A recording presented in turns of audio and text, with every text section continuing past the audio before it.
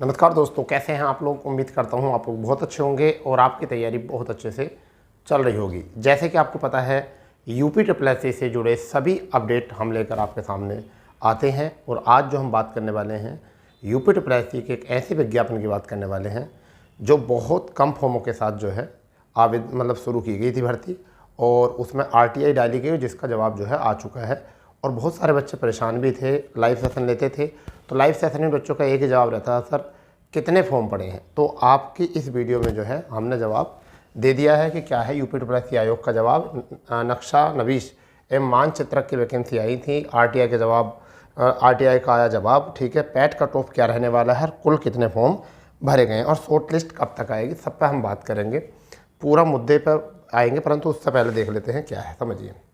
देखिए, जैसे कि आपको पता है, आपको दिख रहा होगा कि 14/12/2023 को विज्ञापन प्रकाशित किया गया था और 18/12 से जो है ये आवेदन शुरू हो गए थे।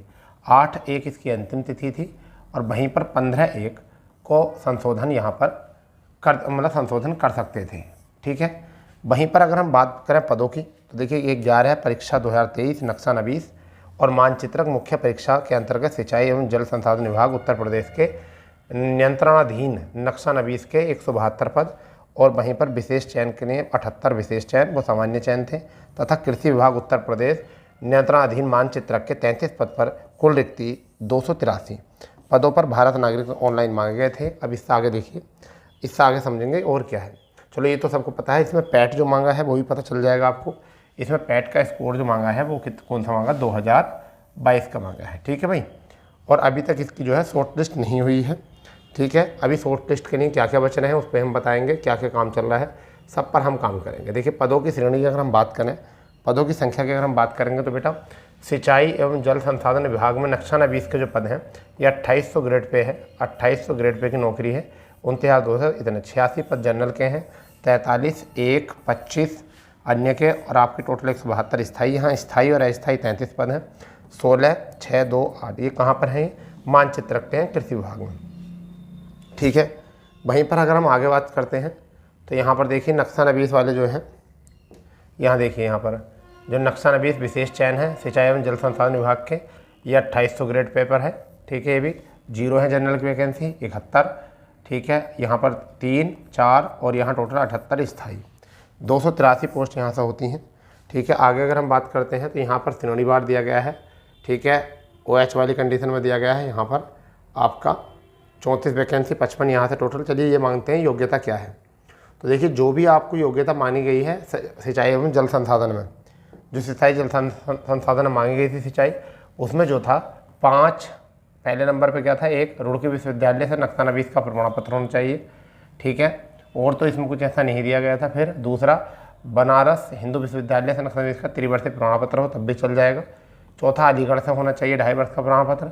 राज्य के प्राविधिक शिक्षा परिषद उत्तर प्रदेश के नक्शा नवीस का प्रमाण पत्र हो, या राज्य के कला महाविद्यालय लखनऊ का नक्शा नवीस का त्रिवर्षीय डिप्लोमा हो, या छठे में आपका परीक्षा इन सिविल अभियांत्रिकी त्रिवर्षीय डिप्लोमा हो, सिविल अभियांत्रिकी में त्रिवर्षीय डिप्लोमा हो, या आपका यहाँ पर अन्य सिविल अभियांत्रिकी का त्रिवर्षीय डिप्लोमा हो, श्रम विभाग में आपका प्रमाण पत्र हो। तो ये इसमें दे रखी थी। तो इसमें कई सारे दे रखे थे, इस वजह से फॉर्मों की संख्या जो है ठीक ठाक दी गई है।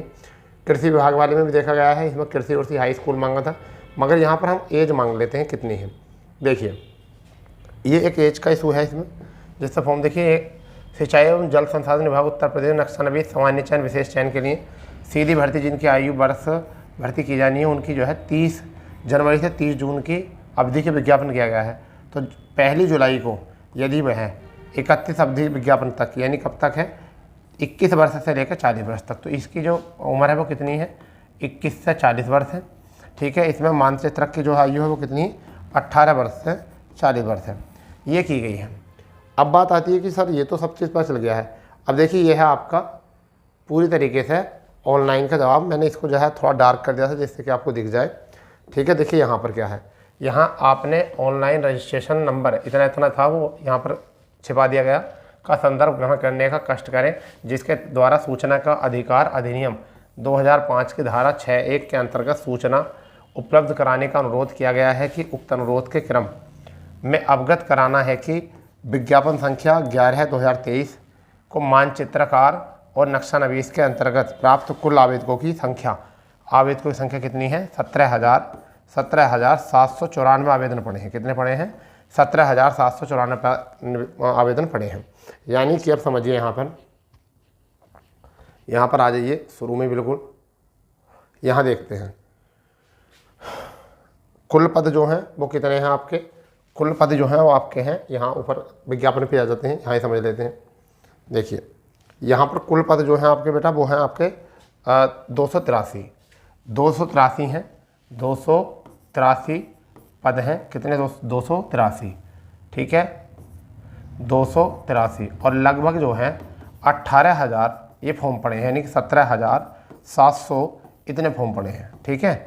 अब इतने फॉर्म पड़े हैं, अब इसका मतलब मान के चलिए कि अब जैसा कि अब स्थिति देखी जा रही है, अब जो स्थिति देखी जा रही है कि कितने बच्चों को शॉर्टलिस्ट किया जाता है, तो लगभग 40 गुना मान लेते हैं इनका। तो 283 का आप 40 गुना कर लेंगे तो 0 4 12 हासिल लगा 1 4 8 32 और 1 33 3 और आपका 4 दूनी 8 और 3 4 दूनी 8 और 3 आपका 11। लगभग आपके 11,000 के समथिंग, यानी 11 से 12,000 बच्चों को यहाँ पर बुलाया जाएगा। तो देखिए अब इसकी पैट कट ऑफ की अगर हम बात करें तो फिलहाल में मेरे हिसाब से तो यहाँ पर सही बच्चों को बुलाना चाहिए, क्योंकि ज़्यादा बच्चे हैं नहीं, 17,000 बच्चे हैं, इसमें ज़्यादा बच्चे हैं नहीं, इनको भी बुलाना चाहिए। समझ गए?